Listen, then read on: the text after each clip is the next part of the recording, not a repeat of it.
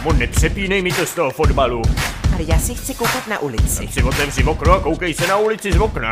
Na rozdíl od tebe celý den prosedím u pracovního stolu. S nákupem zničená přicházím domů, žehlím, myju, vařím, peru, sleduju jen seriály bez příběhu. Vychovávám taky naši malou dceru, má furt depky a kazí nám to atmosféru. A ty se tu v obýváku na gauči válíš, bacha, ať se tím chlemtáním piva neunavíš. Co ty si tady budeš stěžovat, to já jsem ten, kdo musí tvrdě pracovat. A radši se podívej na naši dceru, tráví svůj čas sledováním youtuberů. Nechte toho a radši mi kupte novej iPhone. V kapse mám 2 roky starý, tak to pardon. Každá spolužačka už má od panděry korálek, já dostanu maximálně pro panenky kočárek. Tobě se nelíbil? Mami, je mi 16, co myslíš? A co ty, synu? Synový korálky nezájem.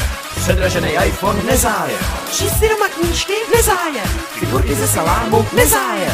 Hloupý seriály nezájem. Kdo zas vyhrál fotbal? Nezájem. Čeští